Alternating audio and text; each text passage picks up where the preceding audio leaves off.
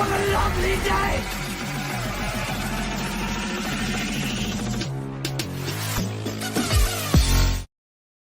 Welcome to Flat Earth Debate Live.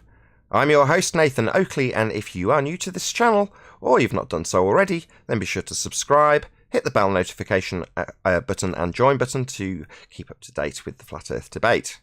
If you'd like to support the channel, there is a super chat that runs alongside each of these shows while they are live. There's also a PayPal, Patreon and crypto link in the info box below the video. Most importantly, if you'd like to join the discussion, simply mute the page you are currently watching. Then click the link in the info box below this video to join the panel and express your views on the nature of Earth. If you do join, please don't swear. If you do, you'll be ejected. And if you are, please don't try to rejoin the stream using sock accounts. You'll be warmly welcome back on the next stream. Please also share the show on social media. Sharing the show obviously increases the live audience, but this in turn increases the chances of a more diverse panel. So please share the show. And one last time, if you're new to the channel or you've not done so already, then be sure to subscribe, hit the bell notification icon and join button to keep up to date with the Flat Earth Debate. Now, we are joined by Travis, otherwise known as Plain Truth, 10th Man, and Bev Try Thinking in G+, together with a whole bunch of people in Discord. So welcome, one and all. Good morning. And Arwin. Hello. That it? Just a hello from 10th Man. That's probably the worst start ever. I said hello. Good morning. Good morning, 10th Man. It's very nice to have you here, 10th Man. Hello. Hello, Arwin, Travis, and Bev. Good afternoon. Good afternoon. Hello. Mike, hey, good ball busters yesterday, right? Awesome. Yeah, it was. It was good. Talking about time. Mm-hmm. About time it was good, or about time? It was about time it was good. No, I'm only joking. That's Quantum Eraser channel. So he covered time as an independent variable yesterday on the Quantum Eraser channel. So check it out. Let's crack on. Let's do housekeeping. Any evidence of a physical... Hello? Hello? He's going to get a mic check, yeah. It is weird. Hey, Bev. Good to have you. Hey. Yeah. I don't want to say good afternoon, but... Say good morning, good afternoon. Depends where you're from. Yeah. We crack on. Any evidence of a physical geometric sphere edge horizon, formerly known as Earth curvature? Not even from the imaginary Muppet Vision celestial sphere. Could I come in now with that clip that I've brought? Of course you can. Is that the time, or do you want to go through it? Because I don't know. Fight the Flat Earth, as you know, he's made that bet with Chemo about float glass. Well, there's a clip that I've got that I'm not so sure whether he's opened up the gates and said something that he shouldn't have done. But I mean, in the clip, he says that teaching people that level is a horizontal plane is child abuse. And that is because level being horizontal implies flat Earth. I'm saying, personally, I believe the things that you teach your child, your autistic child, is psychological child abuse. Like that water is level? No, you teach your child that level is a horizontal plane, which is not true. Yes. And the implication of that is that you are teaching your child the Earth is flat. No. Yes. Yeah. So, that would sort of suggest that anybody who thinks that level is horizontal would be a flat earther, would they? In his mind? Yeah, well, if you're asserting that level is not conforming to a sphere Earth that's presupposed, then yeah, I suppose by definition, or by contrast, that would make the person asserting that a flat earther, yes. Yeah. So, I mean, I would imagine there's a lot of people that are unaware of the fact that they are actually flat earthers. We're all flat earthers. Yeah, just some people level have got is actually horizontal. So, it would be up to Craig fight the flat Earth to prove that this float glass on the tin is not horizontal, wouldn't it? It would be, you know, he would, in order to not pay out on the bet, he would be forced into a position of finding this curvature, would he not? Or he'd have to admit that he is, in fact, a flat earther. You're messing up the terms here. So it's not that he's a flat earther, it's that he's a fundamentalist religious zealot that will literally overdub his own words on top of something that defies his fundamentalist religious zealotry.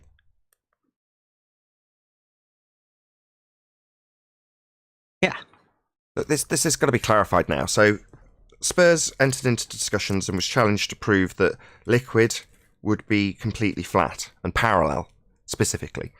And it was then turned into a bet, which I won't labour. And then he produced a video with a description from a narrator describing how they produce enormous pieces of glass and they float it on these canals of tin to get it perfectly flat. And the reason they do it is because it's perfectly flat, and that's the reason that's given by the narrator. Now, further to that, the person that was presented to then dubbed their own voice over the top of it, saying because it actually conforms to the shape of a curved earth, or words to that effect. So that would be Craig from YouTube channel Fight the Flat Earth. So this is where I come in and say, no, you're dealing with zealots. Yes. But this zealot also... Sorry? Broke up. This zealot also says that teaching that is child abuse, which is where I initially came into this. I was just a normal, average person who happened to say level was horizontal. It doesn't rise. It can't rise. To which this is, I was forced to prove to myself that level is horizontal. I mean, it sounded ridiculous the moment I tried to, you know, imagine how you would measure a curvature, because it's just ridiculous to even contemplate it when you start thinking about it. But I mean, like, he said that, and now I think he's going to have to be forced to admit that there's no curvature there. It's all imagined in their mind. That's a fact of the matter. So what's happened instead of that fact of the matter being laboured by demonstrable proof and evidence, utilisation in manufacturing, however you want to term it, the end result isn't that they've accepted they are incorrect. The end result is quite different. The end result is that person has overdubbed their own voice on top of the narration to say that it conforms with their religious belief. That's what's actually happened. From this point, you can only accept their zealotry. You cannot, as you put it, force them to accept that they are wrong, even in the face of everything that's demonstrated to them, proven beyond all certitude, will end up in it being described as perhaps word salad, for example. Yeah. Yeah, they just say, no, you're wrong, with no reason to think that they need to back that up. They'll just say it level can't be horizontal because I need it to wrap around a ball, an imagined ball. But yeah, fundamentally, they'll blatantly lie. And I think it's about time people, even on their side, right? I mean, he's overstepped the mark. He shouldn't really have said that sort of a thing now, because the way I see it, all of the globe earth believers on his side will now either have to stand up behind him and say, yes, Craig, we're going to have to go along with you, and you're the man that led the charge for the curved level imagine thing, or they're going to have to say, no, come on, Craig, pay up, you lost that bet. But then they'd be saying that they, in his mind, think that the earth is flat. He's put himself in a really tricky position, the way I see it. Yeah, I agree. And for that very reason, over the last week or so, I've been telling them off. When they come here and just tell overt lies. Yesterday, it was a dude that said that a surveyor in Google Earth had acquired the R value. Just made it up. Yeah. And then spewed word salad for 10 minutes straight. And at the in between him spewing his word salad and then coming up with some crap about directions proving this, total word salad, I told him off. I'm not going to tolerate this. Why are we being lied to, overtly lied to? People just making stuff up. Yeah, it's just to fit their own narrative that they've got in their heads. I mean, Yeah.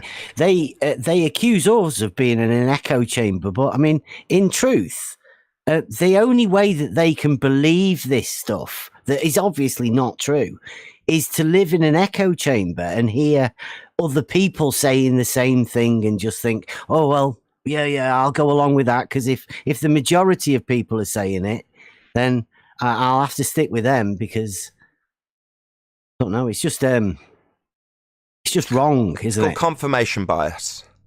Yeah. So I'll give you an example. So back in the day, I used to work in the audio industry, and one of the unregulated parts of the audio industry is domestic audio cabling. Because it's completely unregulated, you can make up any old shit you like about your cable. I once saw a claim that a cable would basically produce power if you made it long enough. That was one of their claims. It was absolutely preposterous. However, you can make up any old crap you like.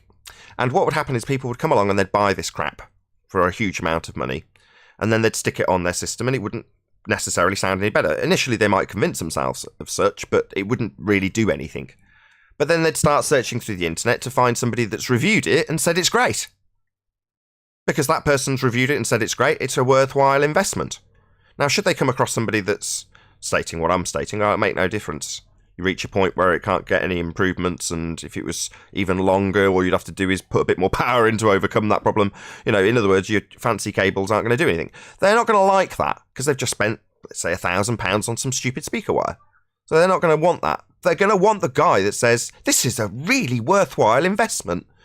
So they look for their confirmation bias. So when they find somebody who's put an argument forward for gravity being a force, overcoming some obvious problem they have, and then somebody else like me says, no, here's your own rhetoric, gravity's not a force, they'll search out somebody that confirms it as the story they want. Now, sometimes in doing so, this is another example with Fight the Flat Earth, they'll come across someone like George Musa, who will not confirm their fundamentalist zealotry and tell them how it actually is, in contravention of what they want to hear. And normally they'll nod along and still hear the same thing. Oh, really? You're agreeing with me, aren't you? No, they're not. But that's confirmation bias. And, get to my point, when this is occurring, them seeking out confirmation bias, they will assert that we are, as you described it, in an echo chamber. Because what's actually happening is they're finding their confirmation bias, otherwise known as remaining in an echo chamber. Yes, you have bought the right cable. Yeah, it was a good investment. Yeah. Yeah, it's still a sphere. Yeah. Gravity's still a force. Yeah. They want to hear that. But they don't want to recognise that that's what they're doing, even though that's precisely what they do after they've been here. They go away and they find another echo of what they'd heard formerly. Yeah. Yeah, they'll leave here and go straight to somewhere else. I don't know, some other server, and go, I completely smashed Nathan over there. He had to get rid of me. He'd silence me because he couldn't take it. And I've heard it. It never ends with these people that we're talking to. The lies that they go to never stop, even to the point where, like, Craig did that thing where he overdubbed something. That's ridiculous. But Exactly. I mean, he thought he was doing the right thing, and all of his fans were like, well, chemo can't be right, so, he was just doing what he had to do, and to prove a point that the narrator can say anything, and it's shameful. If it was anybody on our side, you would call them out and say, come on, it's going a bit too far, that. Simultaneously, we'll get accused of cherry picking. Well, this is way beyond cherry picking. It's not just leaving out a bit that contradicts what's just been read out. It's literally changing it. I mean, we discussed it with Anthony, who's like our legal specialist, if you will. He's like, yeah, it's bordering on fraud, I said. And he was like, no, it is fraud. Yeah. But they project that straight onto us, was my point. You know, all of the indiscretions that they are undergoing themselves, they will project immediately onto us. You're in an echo chamber, you're lying, you're cherry picking. No, not at all. Half the time we're using the words of your own rhetoric to smash you and your story. So, you know, the most overt example of that is you've got a strawman argument in modus tollens in the form of P, if the Earth is a sphere radius 3959. It's like, that's your claim. But you'll literally call your claim a strawman when we use your claim to debunk your claim. Well, suddenly your claim becomes a strawman, like the horizon doesn't exist anymore. Oh, well, we'll vaporise a claim that we require a horizon to physically block things and just say it doesn't exist. We can't see it to get around you debunking it. Ultimately, saying Earth's a sphere with a 3959 radius is a straw man. It's also simultaneously your claim, though, isn't it, double-speaking fundies? Kind of the point. Yeah, I had somebody tell me the other day that it was a straw man because you say you should see a geometric horizon, and they said, but we never see a geometric horizon, so there's your straw man. That's the part of that modus tollens is that is a straw man is the fact that we never see a geometric horizon. That's not straw man. I suppose it's the similar sort of thing, but they've just worded it differently in their heads. That's not straw man. It's the end of their argument. Their claim is that they have a geometric physical sphere edge horizon blocking boats and buildings, and it's calculable based on how much the physicality of their sphere edge horizon blocks things in the distance. Now, having spent our endless hours of tedium discussing it in their calculator about how much it's physically being blocked by a physical Earth curve edge, to turn around and say we simply don't see that, it's to assert that we don't have Earth curve geometry. It's the end of the argument. Yeah, you'll not get any disagreement with me. Like I say, when you're dealing with zealots, though, their argument to that is to express their cognitive dissonance and say, no, the physical geometric sphere edge horizon that formerly blocked boats and buildings can never be seen. And that makes sense. What's wrong with you? Don't you understand? Use your imagination. Only exists in the maths, but it's derived from the real one that we can't see, and it's based within 5% of that real one that we can't see or measure, and only exists in maths. So just imagine that the horizon you do see is that horizon. So they're one and the same. No, we don't see the geometric one, unless it's blocking boats and buildings in line with perspective, and then we'll say it is physical and visible. Yeah, but then it's not measurable. No, it only exists in the maths. It's not actually measurable. It's arbitrary. It's like Bendy's Ontals making a comeback. You watch. Look, they have to assume that bent is straight. That's the bottom line. Yeah, that's the end of it, because then at that point, once you do that, they're sort of admitting it's flat, but you can't measure the curve because the curve is actually a straight line. Right. The most significant thing this year, beyond Black Swan, no offence, was what yourself and Brian's logic have covered in detail. So what are they using? What are the tools? They're all Euclidean tools that express the Earth as being flat. Doesn't matter what kind of surveyor you are, that's all you're doing. Now, the fact that you can move your lantern and then say, right, let's calculate where I am on the presupposed sphere Earth based on Earth-centered, Earth-fixed, or WGS84. Right, I'm pointing this way towards the centre of Earth now. Now let's start making our Euclidean flat Earth measurements. That's what they do. Now, I got a vague idea that's what they did. They're measuring flat because it is flat, and everything being built is being built flat because it's flat. But how do you express that in terms of how the presupposition sneaks in when they say no? You speak to a geodetic surveyor and they say, no, Earth's a sphere. Well, how have you come to that conclusion? Well, because we reference our position based on this datum and then say we're on the position that the sphere says we are. But then, of course, every single level that we use will be using water as being level within this tangent plane. So we've got our presupposition that we're pointing to the centre of Earth before we do anything. And from there on in, we just assume everything around us is flat. Because that's how you actually have to measure things. Because it is flat. Earth is obviously and observably and measurably flat.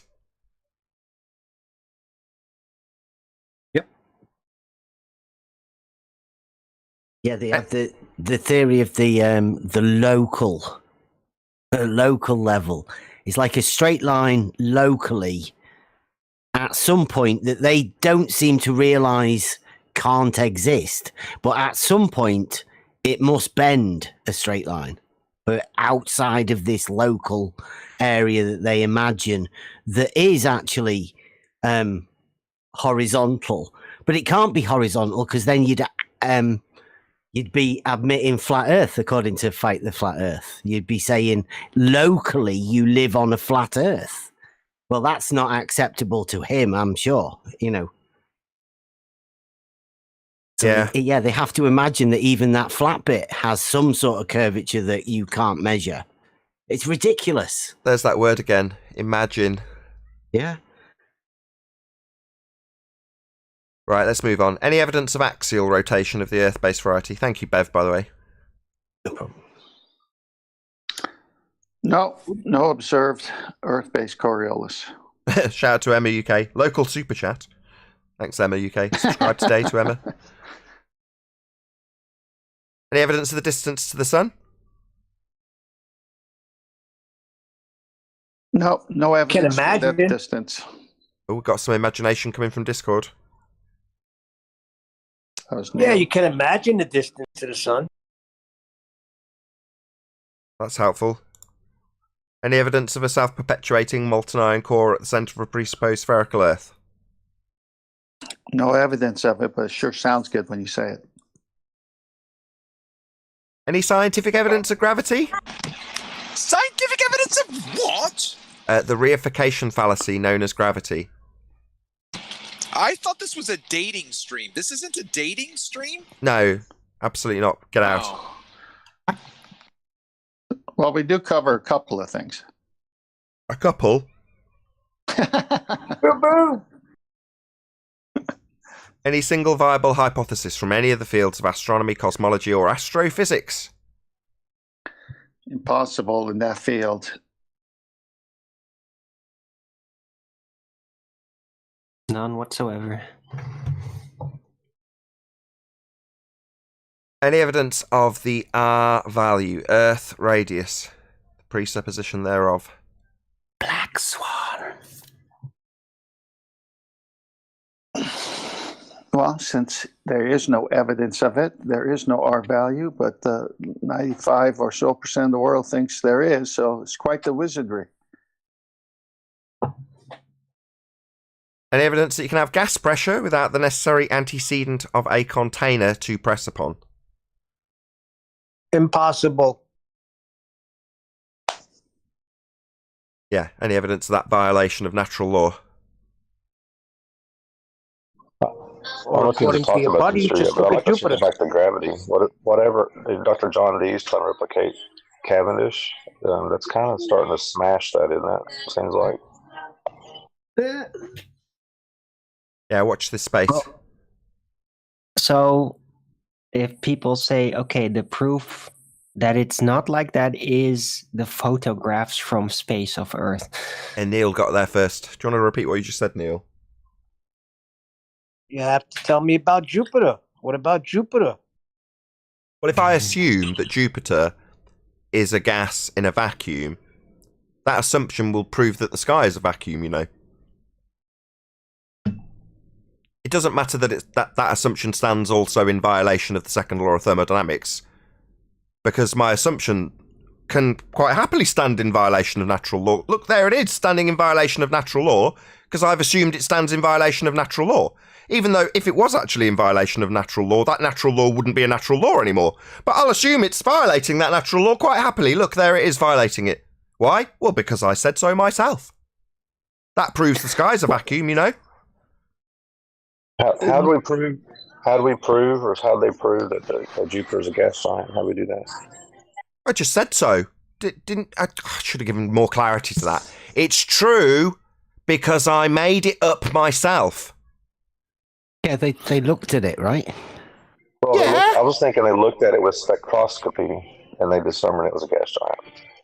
Yeah, spectroscopy we'll get to in a minute, as we've got a spectroscopy expert on our Ballbusters panel in the form of PhD Dr. John Dee, who's the guy who keeps getting mentioned about this Cavendish stuff. But before I do that, I'm going to do a quick shout out to Truth in Your Face, who makes videos. I quite like Truth in Your Face's videos. very entertaining and informative. So let's just see if I can read out his super chat without stuttering away. Here is your missing stimulus payment. Okay. It's not really stimulus payment, but we can think of it as one. Don't ask why. You just don't understand. Was going to send it inside a container, but helium balls were blocking the opening. Thank you very much indeed for your super chat. Truth in your face. Truth in your face is a videographer, so check him out. It's very, very funny. Roscoe's name is. Thank you very much, Roscoe. Really appreciate your super chat. Well, did they say don't that they have a Earth's rover on atmosphere is Jupiter? extending? A rover on They say Earth's Jupiter.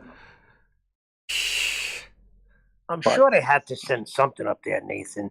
They didn't just say it's a gas giant. Let's just try this. Hold on, let's get there quickly. Sorry, who was it that said it? Or I think you were last. Sorry, you're going to end up on this spike, Neil. Where's there? There? Where's there exactly? Where did they send it? Up in the sky. Up in the sky? They sent it to the sky? I thought they sent it through, what was the word? Space. Outer space, right? Yeah, that's it. Oh, that's a second law of thermodynamics violation. They definitely didn't travel through a sky vacuum. If the sky was a vacuum, as they claim they've travelled through, then the gas we breathe would fill the space. It's called entropy. Second law of thermodynamics dictates that the sky vacuum would be filled by the gas we're breathing if the sky was a vacuum. So if they're claiming they've sent something to that light in the sky by way of sky vacuum travel, then it's kind of like asserting that you've got evidence from Narnia because of wardrobe travel. Now, obviously, there is no Narnia. It's a fake place. And there's definitely no outer space because it's claimed to be a vacuum and we'd all be dead. Because the gas which we're breathing, high pressure gas, wants to expand in all directions to fill the availability of the volume it has to fill. And if the sky is a vacuum, that's a massive volume the gas can fill. And expand in all directions it will. It's a law of nature. It's called entropy. The second law of thermodynamics describes this process. It's a law of nature, inviolable, never to be defied. So if you're to assert that actually one of those twinkly little lights has had something travel through a natural law violation to examine it as a natural law violation, then you would be a liar. Definitely not true. Violation of natural law. Listen, What just because about you haven't been to gravity? Narnia doesn't mean it doesn't exist. Well, because it I've been happened in I've got Narnia. this unicorn I found tied up by the lamppost that I feed Skittles. It pees Kool-Aid and it poops cupcakes. I've got proof it's in my backyard. It doesn't. You're going to have to show me the maths for that. Give me a minute. I'll write an equation. Hang on a second. That's better. You know what science is, my friend. Shout out to Rakia Life. Nathan gets money, but God Creator gets the glory. Neil, what is light? Thanks, Rakia Life. Really appreciate your super chat. So didn't they say that just recently that the Earth's atmosphere is all the way to the moon? Makes no difference. Without the container, there can be no pressure. I agree. But what in the world were they doing when they said that? Just pushing the boundaries of bullshit? Yeah, they're just seeding the field for the future, right? Because they've said it now in the past. They can reference it in the future sometime and say, see, we've always been saying this. Good morning, Pete. Covering the tracks. What's Good up, morning, chocolate? Hey, Chocolate. What's up, man? Good morning, guys. Morning, chocolate. Morning. Just missed the housekeeping. Yo. We just finished. No. Excellent work. It's not hard. They don't have much.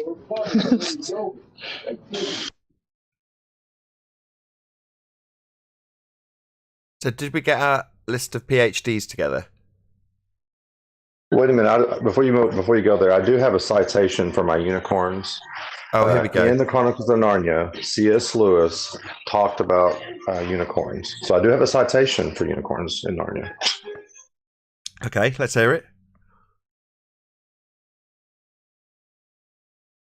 I'm sorry, I have to go find it. I was actually just making a joke. I didn't think you were yesterday, going further Paul. with it. Before you rumpus this. But he does talk. But he does. So yesterday, a globehead, Paul. Check it out. Paul is actually rumpusing me. So yesterday, a globehead got a proper tongue beating for just claiming he'd got a citation and then saying, "I'll be back in 20 minutes." You know what I mean? I know it's on the level of fast with unicorns, so I'm not going to tell you off, Paul. He's gone quiet. This is almost padding out the same as a globehead. Wait a minute. I'm wrestling a 6-month-old. Come on now, and I'm also trying to get to the mute button. So don't wait a minute. You haven't got very much time, right? Exactly. You have about unicorns everything on Google. Yeah, it's amazing. When I try and debunk unicorns, I go to Google and there's nothing but references about unicorns. It's surprising how difficult it is to find stuff to debunk that nonsense when you're in their library. Well, there we go.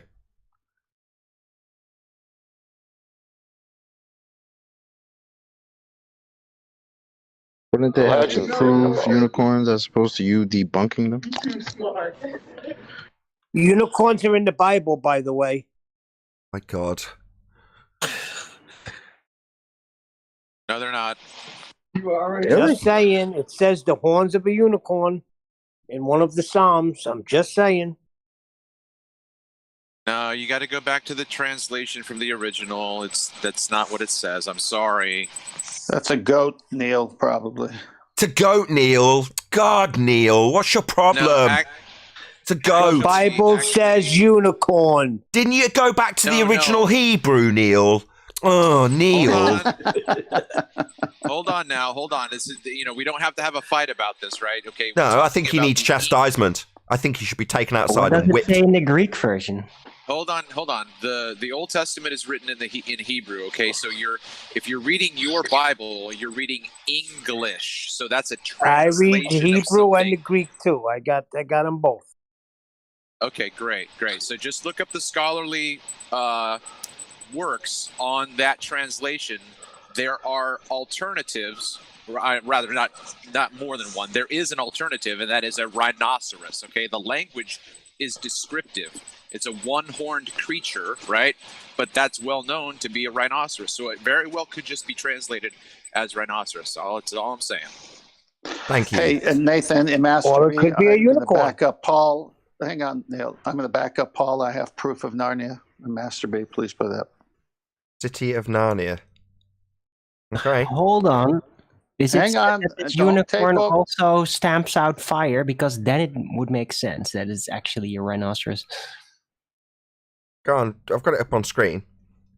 Got weather data map. There's a city in Narnia in Italy. Zip code. That's Narnia. It's Narnia for some and Narni for others. No, you can just change it. Now, if I narrate this, just say Narnia, because I can just say anything, right?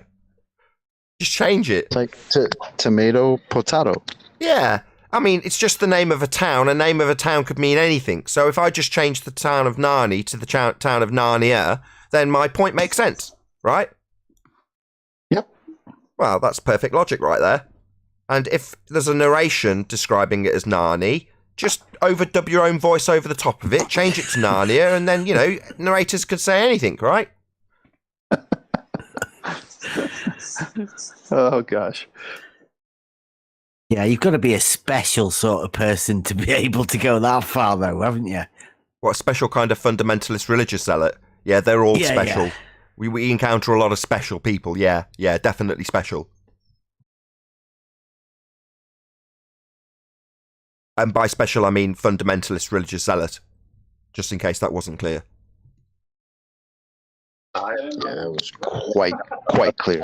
I've got the mother load. I've actually found a picture of a unicorn in Narnia. Hang on just a second. I'm going to share my screen. Yeah, we're bordering on encouraging a normie to come onto the panel, you realise. And I've been in a terrible mood all week. There you go. That's Peter in Narnia. You got a satyr right to the right and a unicorn. That's a picture of a unicorn in Narnia. I've done it. So there you go. Why is there a badger outside of the frame? That's just Thank the you, computer Paul. framing. So that's just a frame. Hold on. This is So from the movie. This is from the movie. I think it's which one is this one? I think it's this. Oh, it's the Lion, Witch, and the Wardrobe. Peter is on a unicorn in Narnia. Oh, I see. So by the same standards, I could cite Star Wars and say that proves gas pressure without a container. Right, but it's a picture. Come on, aren't pictures good? They got pictures of outer space. They got pictures of the globe. Pictures are good, right?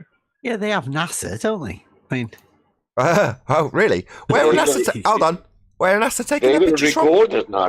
Hold on. yeah, Hold on. In this- Hold on. Hold on.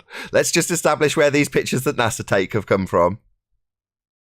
that's like the studio, right? That's what I'm Nah. saying. It's From they claim. Narnia. They don't claim Narnia. They don't claim studio. They claim a very specific location that these pictures have come from, right?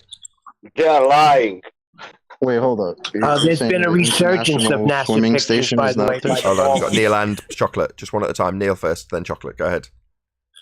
There has been a resurgence in the ballers about these pictures from NASA. That's okay. We'll help anybody who encounters this wee problem, won't we? So, Chocolate, go ahead. I was just asking, are we saying that the International Swimming Station is not up there? Here we go. Perfect. Where's there? Hold on. Where's there? Where's there again? The second law of thermodynamics violation? Oh, in the second law of thermodynamics sky vacuum violation? That one? No, they're not. No, they're definitely not travelling through space. Outer space is claimed to be a vacuum. And if the sky's a vacuum, then the gas we're breathing will fill that space. And we'd all be dead. But where is finishing? It was kind of a trick question because I said the International Swimming Station. Oh, yes, they do have the Deep Submergence Research Laboratory or whatever the hell they call it, where they've got an ISS full scale underwater. But yeah, they just train in that. Hey, listen, where is the end of walking? Hold on, Travis and Golden Spanner, I think it was. Or Okay, Spot Everything. just real quick, Hold on, Travis. Go on, Spot Everything. Yeah, Hold on. Go on, Travis. Yeah, where is the end of walk? Where is the end of vacuum? Where is the If they're training in water, maybe it's water up there. Up there? No, up Where's there. Up there is space. with No, so they claim many space is a vacuum. planets and stars. Nah. Where is end of that vacuum? Can you have a vacuum chamber without a container? No. No. That means So the end of the vacuum would be contained. the end of the container containing the vacuum? Yeah, without the Yeah. container, there can be no vacuum. Right. So Can't get around this container. We need to send some satellite there to see where it's finishing. Need to send some calculator, did you say? Hey, Send I've got some my satellite. citation. I've got my citation. I pulled it off. I've got it. Oh, God, here we go. Here you go. Go ahead, Paul. You're on. Okay, The Lion, the Witch, and the Wardrobe. And there was also a unicorn and a bull and a head of a man and a pelican and an eagle and a dog. So here's a citation from The Lion, Witch, and the Wardrobe. There is a unicorn in Narnia. And this is Psalm what? I told you. This is Lion, Witch, and the Wardrobe, page 66. Or page 67, sorry. I see. And here's my citation. Page 257. Luke fell into the sky vacuum. Okay. I'm just saying, I'm better than a balder, at least. I got my citation and a picture, and I've got a good I have better story, citation. so, I find it. hey, I've got it all covered. Oh, hold on, you're being challenged. Better citation from Despite Everything, apparently. I'm still waiting on Travis to talk, by the way, Despite Everything, but It's go ahead. second one on Google. It's number 2 on Google. I will not read number 1. It's mythical animal. Second one, something that is highly desirable but difficult to find or obtain. Okay. Travis, right. Hebrew dictionary's coming out. My God. It's highly desirable but difficult to find or obtain. Thank you. It's like gravity. Indeedy. Travis, go ahead. Yeah, well, my recent comment was going to be on the International Swimming Station. It reminded me of my brilliant lyrical craftsmanship when I created a parody of Bruce Springsteen's song "Born to Run." I wrote a parody for NASA called "Born to Scam." It is in the Master B chat. I'm not asking you to play it right now or at all, but if you want to put it in the YouTube chat for other people to follow up on, I think it's, even though I'm not a singer, it's a brilliant display of lyrical genius. Even though I'm not slightly talented musically, it is basically the most talented production you've ever seen. Let's have a quick listen. Part of the American dream. At night we stare through the atmosphere for... Horrendous. Subscribe today. Oh, viewers are dropping. No. Oh no, I'm losing subscribers. Quick, get it off. Right, Hebrew Dictionary. Why have you posted this? That's just a basic reference to the Strong's dictionary that'll show you the word that gets translated as unicorn, and they'll tell you in that article that it's ambiguous. They don't know what it's referring to. Okay, very helpful. Well, what you got to say about that, Paul? No, that was for Neil. Oh, Neil. It wasn't me. I was actually quoting the source for the Narnia. My source is even better because I'm actually quoting the source of Narnia. No, so Paul, Paul, you're stunk. I gave the zip code at least. I'm sticking to my Bible. It says unicorn. You got a bad translation. Okay, buddy. that is your English. That's English. Sorry, it's not the same. You're just gonna have to accept this, Travis. He's reached that point where we get to with the ballers, where either we'll go around in this circle for a second time because he said no, or we can go, okay, Neil, good for you. I think Neil's just horsing around. My same Bible says Jesus' blood cleanses me from sin. What's that got to do with unicorns? Bloody word salad. Yeah, don't be mixing those two. Yeah, that's a non sequitur. Moving on. Wait a minute, though. You got to admit, I have a story, which I made up. I have source material. I have a picture. So who proved unicorns today? I have to say. Who did I the would best? say, beyond doubt, that you provided scientific validity to unicorns because you made it up yourself.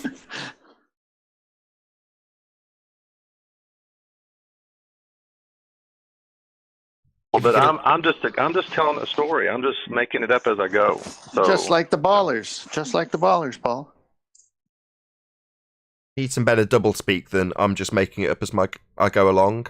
You know, there's got to be a double think way of phrasing that to make it seem a bit more palatable. Shout out to Al Junkie. He says, Glober shows clip to prove radius. R-rated movie? Question mark.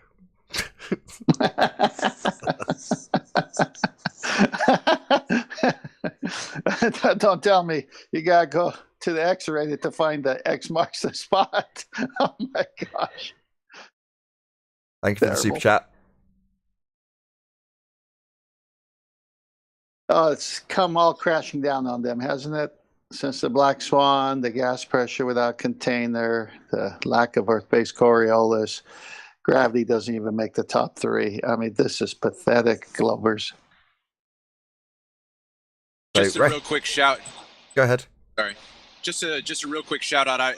When I mentioned a non sequitur fallacy, it reminded me of the debate that I had last night alongside Gleam against Conspiracy Cats and MC Toon.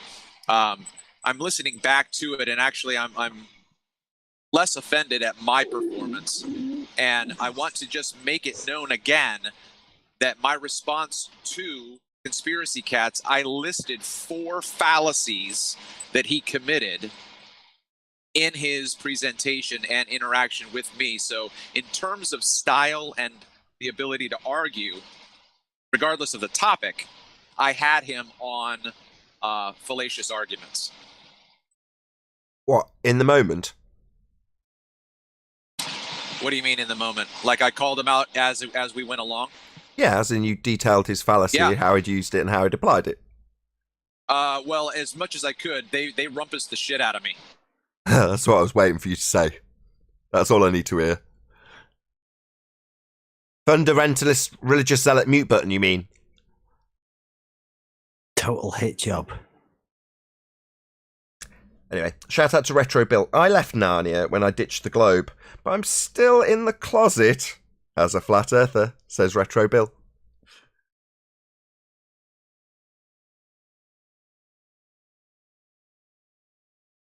No boom boom. Boom boom! Thanks for the super chat, Retro Bill. I like the Narnia parallel. Really quickly gets people to conceptualise what we're talking about when we say the place is fake. Outer space. Everywhere that you get the cartoons from, that doesn't exist. It's not real. And they can't conceptualise it because they're like, well, I've still seen Saturn. Right? That's in space. Now, that's a twinkly light that you look at from the ground. The idea of it being in space is just a story that's been told about that light in the sky. And the story involves a natural law violation.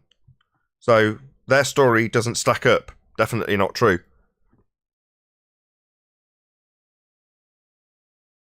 Then when you translate it that way, people can start identifying it as the religious belief that it is. Go on, Travis, you keep adding lots of static to this little monologue. Thanks. You can identify it much easier as a religious belief, because what are they pointing at for their assertions? Well, let's phrase it this way. They're pointing at the heavens and making up stories about the heavens.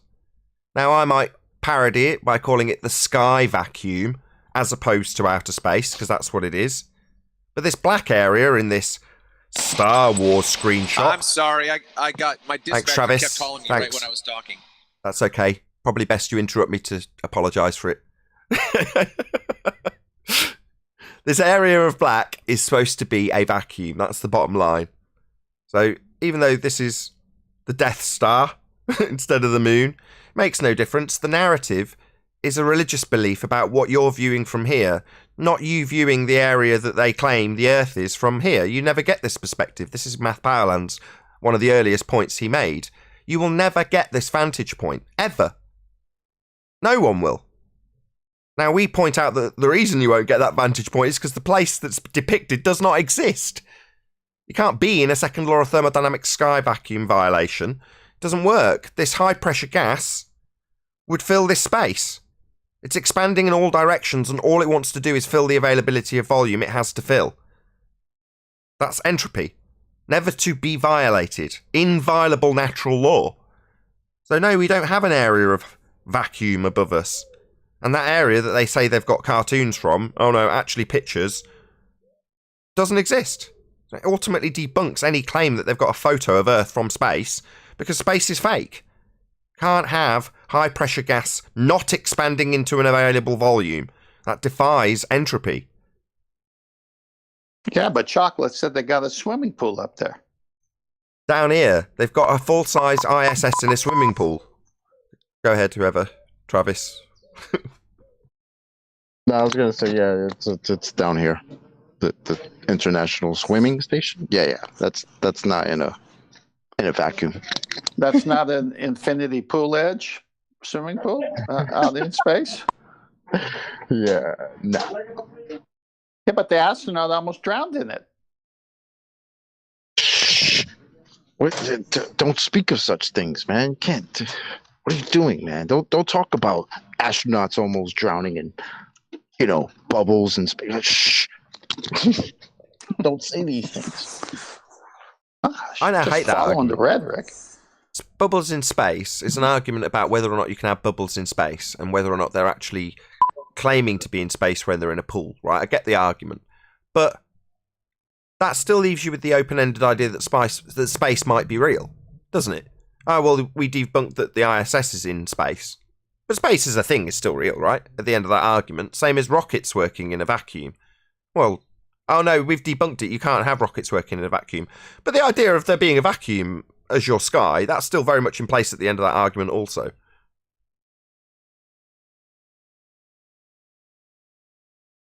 Yep. Doesn't take much, but a few good questions to make the whole house of dominoes fall, does it? Right, like the housekeeping. Yeah. Yeah. I just love it when I do the top 3 housekeeping questions. The one that gets the most is gas pressure without container, meaning the initial facial changes. It's like their brain takes over their cheek muscles and their eyelids and says, "What? What'd you say?" The Black Swan argument will get there. You know, it'll take a fairly prolonged period, but it will eventually reach the point where people go, "All right, you think the horizon's the edge?" Now that word is a great word because they claim we've got an edge now, don't they? It's the straw man of all straw mans because it's their weakest part of their argument that the horizon's a physical sphere edge. So rather than saying, no, it wouldn't bend at cruising altitude, look, Neil deGrasse Tyson says it wouldn't bend at 120,000 feet. What is it? It is the horizon, and their horizon is a physical edge. So why do they ask us as flat earthers, where's your edge? Why aren't boats going over it? Well, because they've got an edge with boats going over it, that's why. But it's not physical and needs to be. Hence, the Black Swan argument will reach the point where, like I say, people who understand the argument would just say, oh, right, you think the horizon's your edge with boats going over it. And that will be asserted with such venom that people will be dumbfounded. What? No, you're the one with an edge, flat earth. No, here you go. Here's your calculator. Look, here's this little X that says the horizon's a physical edge. So you think the horizon's an edge for boats to go over? Wow, that's pretty crazy. I know the horizon's not physical, but I'm not a globehead with a religious belief in sky vacuums and edges for boats to go over. You crazy fundy, you. But you tell me all about how that horizon's an edge. And when you phrase it like that, they'll say, oh no, saying the horizon's an edge seems like a bit of a misnomer. And you go, well, it's still also part of your religious faith, though, isn't it? Given that it's marked with an X and claiming to be blocking stuff in the distance with its physicality. Because you think the horizon's an edge, Mr. Globe Believer or Mrs. Globe Believer or Ms. Globe Believer. You think the horizon's a physical edge for boats to go over. Wow, you Globe Believers have got some crazy notions about your edge and boats going over it. I know the horizon's definitely not physical. That's a crazy misnomer. They're projecting again. It's amazing how the argument has switched over now. Before, it was a physical geometric horizon edge that was blocking the bottom of things. Now, it's just refraction. It's just optical. You mean what we've been telling them all along?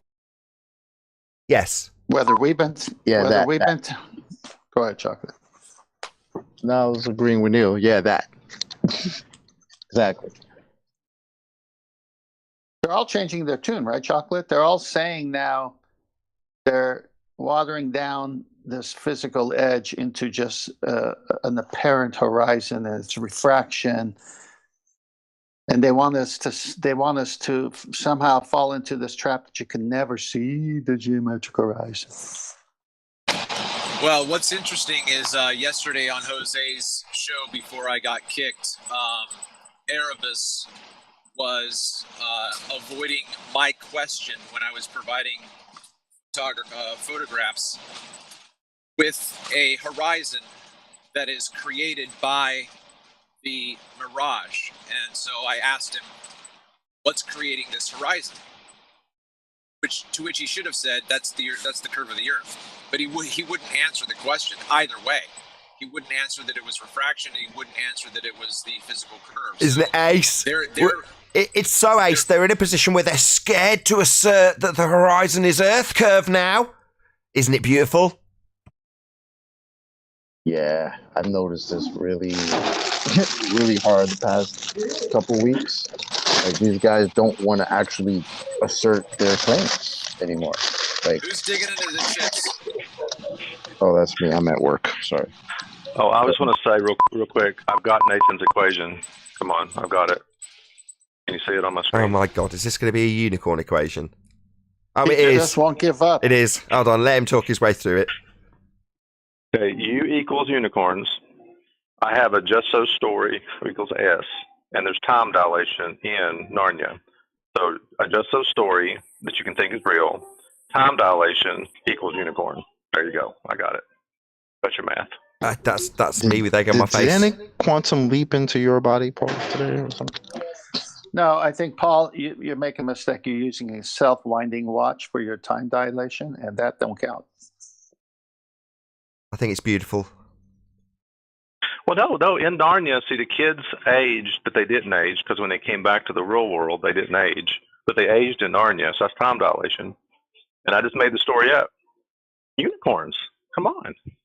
I think that's pretty much now going to become part of the rhetoric, Paul. I just don't know how anyone can argue with that. And you've got the maths to back it up, therefore science. You know Thank what you you. can do, Paul? What you could do, Paul, is you could find out how to incorporate the variable of unicorn as the cause for the time dilation. Oh, and that would simultaneously give you time as an independent variable. I mean, this could be epic. I think you might end up with the Nobel Prize for this. Hold on. Maybe those rebellious gas particles gain their sentience because of the unicorn magic. Oh, I think you're getting ahead of yourself with this crossover. We haven't got the universe of rebellious gas particles. You need a good worked out that far. crossover every season, man. Yeah, you've got It's the Chocolate's getting ahead of himself. The unicorn farts. Guys, you did it. I forgot about the unicorn. They poop cupcakes. I did it. Oh, gosh. Okay. I got more work to do. I'll come back later. I got more work to do. Oh, God, what have I done? Meanwhile, Chocolate's working out the whole lore, the whole crossover universe that we're going to be having with these rebellious gas particles after they've burnt their bras and that particular story's ended. Maybe the Hulk will come in. Who knows? Hey, Nathan, if you're interested, I put that video in Master B. If you want to go to the spot that we looked at the other day with that freighter, I'd like to make a suggestion. But the thing is that you're probably going to have to go to, I think, probably minute 27 instead of 17 because there's a 10 minutes at the beginning. If you want.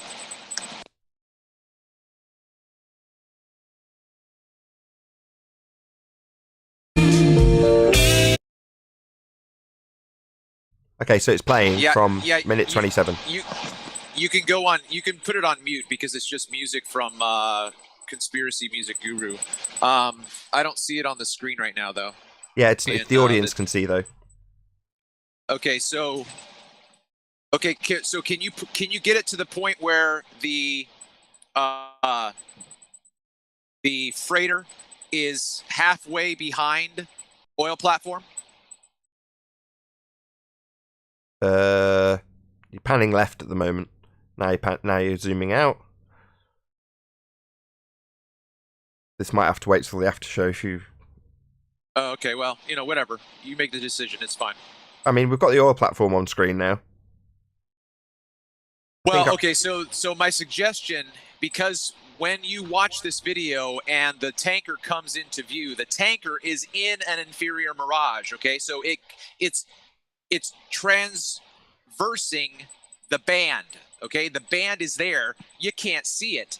You see the distortion on the oil platform, and so that's your only reference point that there's something hinky going on through the air. But you got to realize that there's something hinky going on to the right and to the left of that oil platform. And that is proven by the fact that when the freighter comes into view, it's in a mirage. Now, the reality of that we talked about last time is that the inferior mirage is 3/4 of the way up the platform. Up the freighter, okay? That inferior mirage shows us demonstrable evidence that is the actual horizon that you can't see, okay? That's the actual physical level of the water, all right? So when that freighter isn't there, you can't see the water, okay? I am of the opinion that is the reference that they know about, that they call the astronomical horizon, because the astronomical horizon is above the apparent horizon. You just can't see it. So I do actually believe they know that the water level is that high. That's how they can get away with it being a horizon. Did that make any sense? As good as it's going to get before this live show ends. So with that, I'm going to say, if you are watching this, excuse me, on either Nathan Oakley 1980 or Nathan Oakley premiering streams, then stay tuned, as there will be an after show to follow. Unfortunately, if you are watching this live on Nathan Oakley 1980, this is where we bid you farewell. A massive, huge, enormous thank you to both Discord and G+ panels for making today's live show possible. As I say, stay tuned if you are watching on either premiering stream. I've been Nathan Oakley, and I'll see you all in the next video.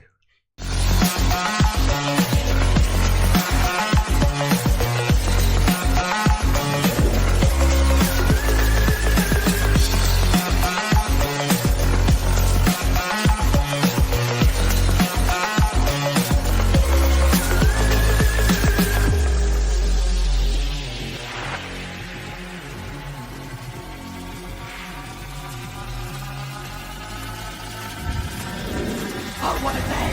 What a lovely day!